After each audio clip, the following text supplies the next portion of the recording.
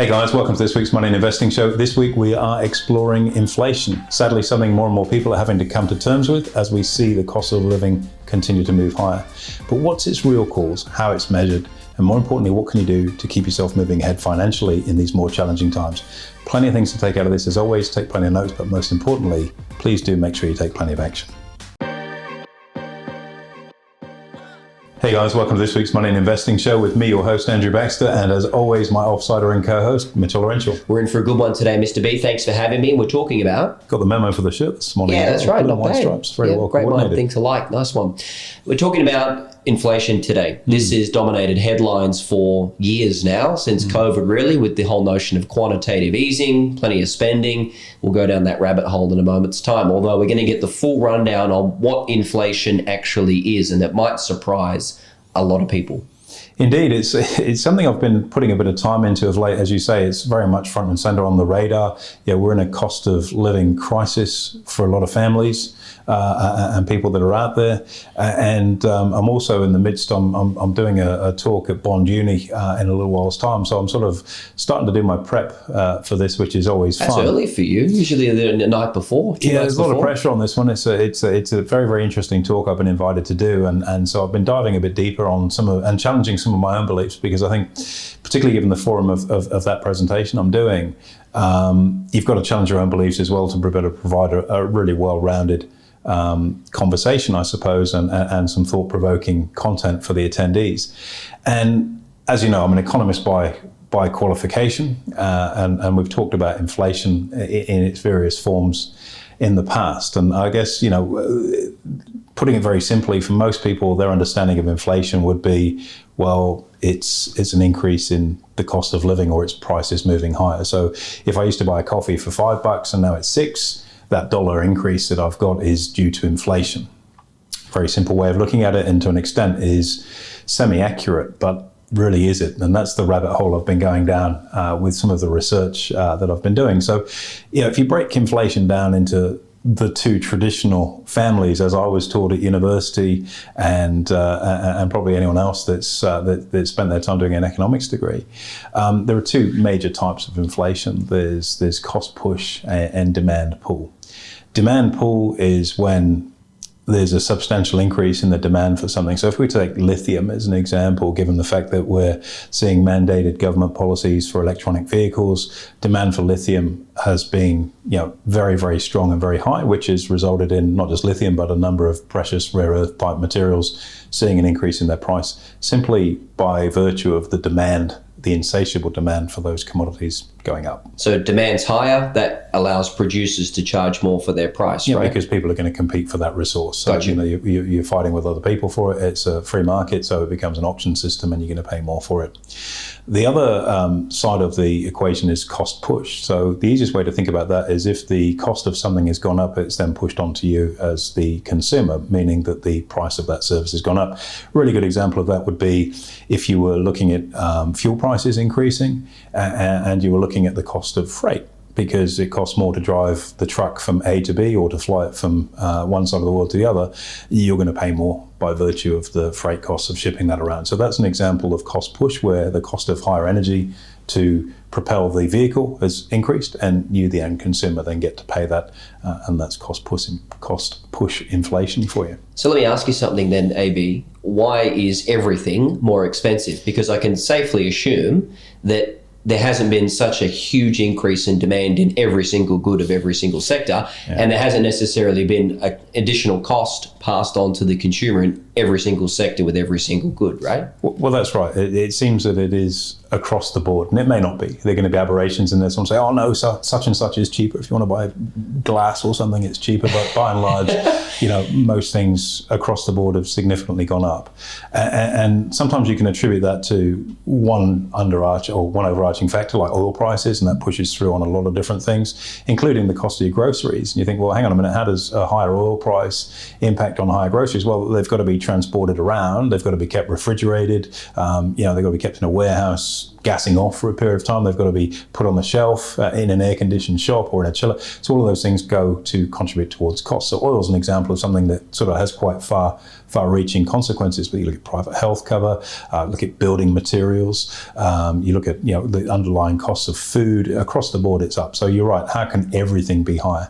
Now, what do we measure inflation with? And I guess the fundamental measure for it is something that's called CPI, which is Consumer Price Index. We use other measures as well. The one in the US, which PCE? is PCE, which is personal consumption expenditure, which is a very good measure. PPI, there's Producer Price Index, Manufacturing Index, all these different things. But CPI is the inflation figure that most things are based on. If you've got a commercial rental agreement, for example, your rent will be increased by CPI plus a percentage. So it's a very well-known thing. But how accurate is CPI? And in the past, if you go back to look at what inflation was measured on, it was a standardized basket of goods and services, and you'd measure how much more expensive that basket of goods and services became over a period of time. But the content of that basket changes quite regularly, for one. So then you're not comparing literally apples with apples. You might be comparing bananas and apples, which are very different, and different supply chain and everything else that goes alongside it. But also, as I've been digging into this, and I haven't seen this since my time at university, which was quite some time ago now, and that's hedonic adjustments to inflation. You say hedonic adjustments. So hedonic, I know you're planning on heading over to the Greek islands for your birthday next year. So hedonism will be very, very high on your list of top priority, I would say. Yep. So hedonic adjustments are where, let's say, and anyone listening to this can attest to this. If you think in general, if you looked at airfares, probably not at the moment, given some of the political stuff that's going on in the market, but probably up to the period prior to the pandemic, generally speaking, airfares have come down in price. So if you think about, when I first moved to Australia, where you had Ansett and you had Qantas, and, if you wanted to fly to Sydney from Brisbane, it was probably $700 or $800, and now you could probably do it for $80, $90. Maybe not anymore. You used to be able to. You used to be able to. And so you'd go, well, no question about it, airfares have gotten cheaper. Now, what the hedonic adjustment is, and this is particularly the case for US CPI, is you'll look at a product and go, has this product changed? So if you're talking about margarine or spreadable butter to put on your toast, and you go, okay, that's one of the basket of goods that we've got here. And then you look at it and go, yeah, but this has changed. It's had a revision to the way it works. It's new and improved, and therefore it derives a better utility for the consumer. Therefore, we're not comparing apples with apples. So even though it's got more expensive, it's a better product, so it hasn't gone up in value. Like comparing an iPhone 10 years ago to the iPhone now, right? Completely different in functionality. Totally different. Exactly right. Well, if we go back to airfares, you might think, well, airfares have gotten cheaper, but in some respects they haven't, because what you might now have is an airfare, but you've got to pay for your bags, you've got to pay for your food, depending on where you want to sit on the plane. I'm not talking about a different class, but if you want to sit on an aisle seat or in an emergency exit row, or someone that's got more leg room, or someone that's quicker to get off the plane, you then have to pay a premium for that. So when you actually look at it, on the surface, airfares might look cheaper, but it is a revised good that doesn't have as much utility or benefit in it. So in effect, it may look like it's cheaper and having less of an impact on CPI, but in actual fact, it's not the same product. It's got all this stuff missing. You've got to pay more for that. So in fact, it may have gone the other way. Magazine's another good example of that, where you look at these visual statistics. Magazines were increased in value or cost by about 30% over 10 years. It's actually 130%. Really easy to do. You can just bring up the front cover of a magazine from 10 years ago and then look and see what you pay for it today, and you can see where the price move actually is. So CPI as a measure is quite vulnerable, I think, to misinterpretation and statistical adjustment. Which is crazy, because that's where the whole central bank decision-making criteria comes from, is the CPI figure, right? For the most part. For the most part, absolutely. It's one of the major inputs into the mix of what are we going to do with interest rates today.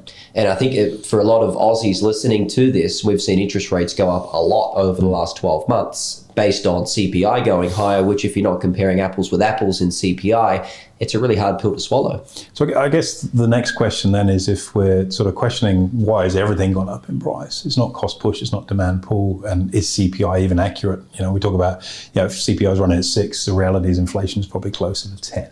So what's the cause for inflation? And this prompts a little bit more of a philosophical conversation, I think. And as I say, I'm preparing this for quite a high profile talk. And when you look at the private sector, first of all, and there's an important distinction between the private and the public sector.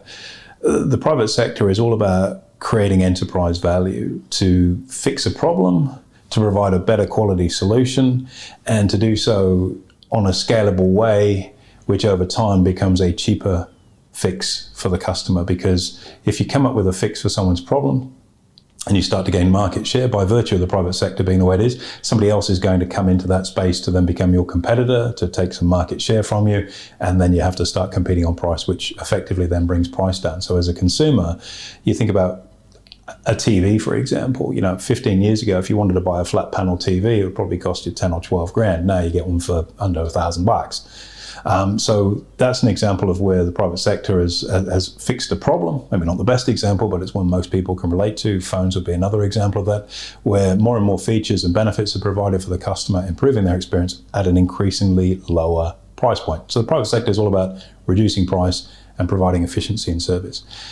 On the flip side, and this is where I guess this starts to get a little bit controversial, the public sector is very different, because number one, the public sector isn't necessarily incentivized to improve efficiency because it doesn't have to survive as a commercial entity. It relies on tax from the government to fund it. Now, tax is not the government's money, it's yours, that you pay to the government to provide certain services. It's guaranteed income for the government, guaranteed income, whether you do a good or a bad job. And I guess without being too cynical, if you take a look at the performance of most local councils when it comes to footpath repair or roads maintenance and all that, they do a pretty bad job. You drive past the build site and there's 20 people and 8 of them are stood having a cup of tea and a couple are doing some work, and that can be, I know that's a very jaded way of looking at it, but that's certainly an observation I think that a lot of people would probably concur with. And if you look at, say, what the government's role has been in terms of causing the inflation problem, if the private sector is all about reducing costs ultimately to make a profit, make no mistake about it, it is for profit, to benefit the stakeholders, but the profit's generated by providing a value-added service that helps people and they're prepared to pay for. If you look at the situation on the other side of the coin, inflation, you could argue, is practically or almost exclusively created by governments. Because a different way of looking at inflation, instead of it being prices rising, and really, prices rising is actually a side effect of inflation. It's not inflation itself. Inflation is actually an increase in the money supply. More money in circulation being printed means there's more money chasing after a finite amount of goods and services. And if you've got more money chasing a finite amount of goods and services, prices move higher across the board, which is the situation that we now have. And there's only one group that can increase money supply, and that's government and central bank combined. That's effectively it. And so if you look at economic policy over the last period of time, and we can talk about the pandemic, we can talk about before that, the policy of quantitative easing. Well, quantitative easing, that sounds like, quantitative easing, stimulate the economy, sounds pretty good, I'm signing up for that. Really, all quantitative easing is we've got this new policy, it's called inflation. So we're going to call policy. Yeah, if you ask me. It's brilliant. So we just rename it. So we're going to call it quantitative easing. It's actually called inflation, but we'll call it quantitative easing. Print money. Yeah, print money, put more money in circulation. And by virtue of having more money chasing after finite resources, it's going to stimulate economic activity, which in turn pushes prices higher. So people spend more, producers can then charge more for it, right? Well, there's more competition for the finite resource, so the price goes up. So all of a sudden you've taken your economy out of maybe the doldrums to burning pretty hot now. The challenge is that once you're a government and you've increased money supply, and a classic example of that are government subsidies, I guess again without being too cynical, your primary purpose, I can be very careful how I say this as a politician, is to get re-elected. It's not necessarily about a long-term plan. It's about the next 4 years here in Australia. In some instances in the US, it's a 2-year cycle for Congress and Senate and so on. But in Australia, it's about 4 years typically, is to make sure you get re-elected. The best way you can guarantee to not get re-elected is to start taking things away from the people that are going to elect you. So once there's a subsidy in play or an allowance in play, it's almost impossible to take back without risking your political career. And if you're the group that are actually responsible for printing the money, well, it doesn't matter anyway, because it's not your money, we'll just create more money supply, and then there's more money to pay for that bill. We don't have to take it away. They don't get cranky about it. That's okay. They'll vote for us again. And this problem becomes to be propagated. And we've seen that firsthand, obviously, through COVID, where governments have thrown huge amounts of money to stimulate their economy, but there's no way of necessarily pulling that back. So you can either have inflation and your subsidy, or not have inflation but don't have a subsidy, for example. Which one's worse for the consumer? Well, you'd rather manage inflation than a recession if you're in office, because inflation is good. Everyone's got lots of money. They're happy spending it, and it doesn't matter whether they worked and earned that money or whether it's been given by virtue of economic assistance in some way, shape or form. JobKeeper would be an example of that, or Job Seeker may be an extended example of that. And again, there's no intention to be political with this. It's the reality of the situation in many of the Western countries around the world, where governments have racked up enormous amounts of debt, providing various subsidies, and now they're having to combat the other side of the equation, which of course is inflation. Now, typically economic policy, in terms of monetary policy, there's two ways you can control the money supply in the economy. You can take it out by using fiscal policy, which is tax. Remember, tax isn't great for your longevity in politics. Look, we've got the economy going. Now we're going to tax you to death. Yeah, hope you enjoy definitely it. Not. Don't worry about now and the next election. Be thinking about 20 years' time, because your grandchildren aren't going to have to pay for this debt we're racking up.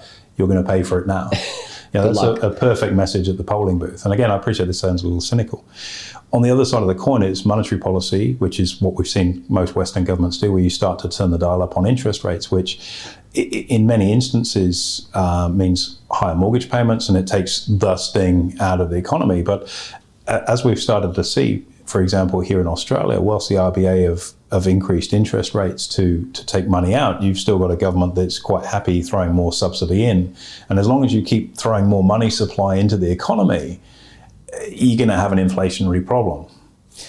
Correct me if I'm wrong, this really hurts the lower to middle income earners in Australia, right? Or any for anywhere in that matter. Inflation without subsidy definitely hits the financially poorest people, the working poor. I'm not talking about people that are just on a benefit income. They're on a fixed income. They're going to get hit pretty hard anyway, because their income is fixed, as is that for someone that's a pensioner at the other end of the scale too. But certainly the financially poor get hit the hardest, the working poor. But also, I think those people that are less financially sophisticated, which is, I guess, is the nuts and bolts of money and investing and what we do in terms of financial literacy. Because during times of inflation, if you've got the right kind of investment strategy, you can do exceptionally well.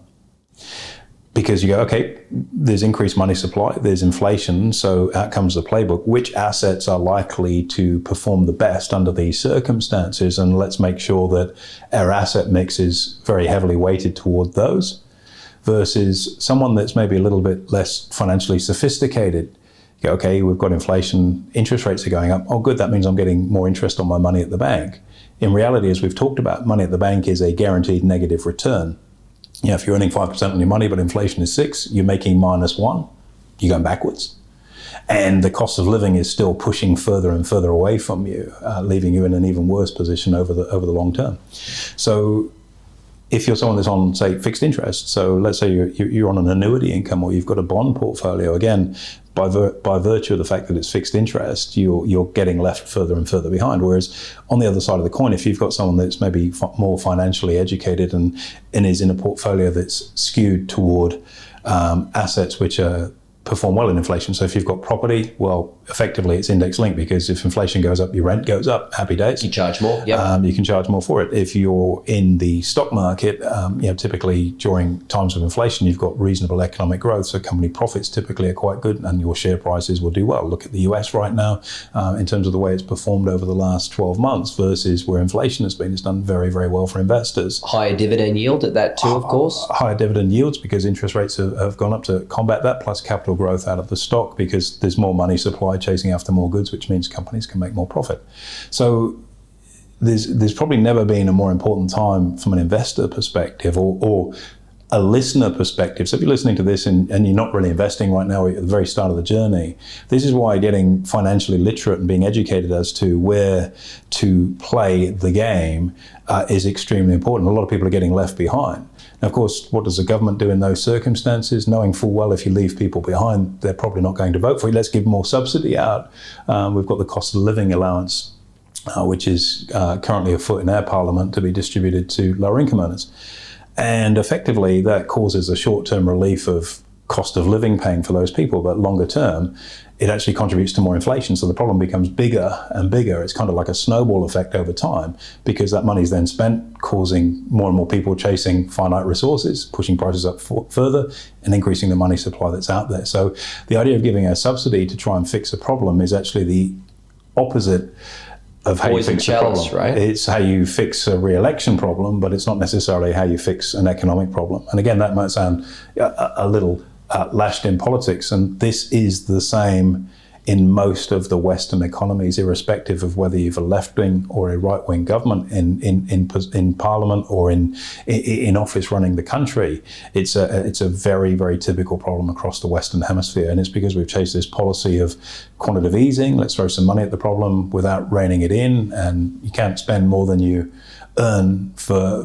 an indefinite period of time. There are times you can do that, you can dip into your savings, but ultimately you've got to replenish them at some point. You've got to pay it back. And that, in a nutshell, is the nexus. There's a lot more discussion points. I can assure you it's significantly more colourful and a lot more examples in there because, well, what's the answer? How do you rein it in? And there are ways that you can do that to keep inflation under control, but it does require checks and balances rather than let's just throw some more money at the problem and then raise money in the bond market to cover the debt that we've got, which again is like if you wrote yourself a check for $1,000 and put it in your pocket and you'd written it to yourself, you're not $1,000 better off. You've got a debt which you can cover with that, but you're not better off. So this notion of selling bonds, at some point you've got to pay them back. So it's not fixing a debt, it's just servicing a very short-term thing, and that's a real challenge for governments right now. And until the actual real cause of inflation, which is money supply, which isn't just a question of adjusting mortgage rates, but needs to be on a more fundamental level from a government spending perspective.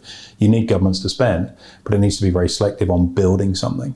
Because, as a father with 5 children, at some point my kids, I sincerely hope, have children of their own. It's going to be a fair old mob of them at Christmas, I'm sure. In your family of 50, the way you're going. Who knows? It'll be quite the organisational chart. But the current sort of philosophy of it's okay, your grandchildren will be paying for the money that's spent today, again, is something as I'm preparing for this talk that hits me really hard, because if you were racking up debt and increasing money supply to build stuff, a road, bridges, a new city, infrastructure, schools, hospitals, and power and renewable power, if that's the play that you need to make, there's a legacy for where that money has gone. When that money isn't put into building stuff and is just pushed out there as subsidies in many instances, government assistance, or just throw some money in the economy to stimulate it, those grandchildren of mine, yours and everybody else's are paying for something that they're never going to see a benefit from because the money's already been spent. And I guess, if I look back through my playbook, I mentioned, when I studied, which was an awful long time ago right now, about, cost push and demand pull inflation back in my uni days. If I think back to that era, and particularly growing up in the 1980s in Britain made a choice, and so did Norway. And both countries had significant exposure to North Sea oil. It was between the two countries, and to a large extent, it was a collaborative effort on it. And Britain, through that time frame, had gone through a really difficult time under the Labour government up until 1979, when Margaret Thatcher became Prime Minister. And unemployment in the UK reached 4 million. I remember, there used to be news at 10 every Friday. You'd sit there and they'd have the jobless thing, and it's really depressing watching. And there's 3.5, it got up to 4 million people unemployed. And all of that revenue that the government garnered from the tax on North Sea oil, in the case of the UK, largely went into providing money supply and subsidy, Whereas on the other side of the North Sea, in Norway, it went into investing in the Norwegian economy and resources, and now Norway's got one of the largest sovereign funds in the world. I think it owns, it's a crazy figure, it's in the order of about 3.5–4% of global assets are held by Norway, which is a very small country. Wow, okay. By virtue, somebody will pick up, maybe that number's not right, but it is an enormous number for the size of Norway. And that's an example where if your grandkids were paying something off, it wouldn't matter, because what they're doing is paying something off that's an asset that's grown in value.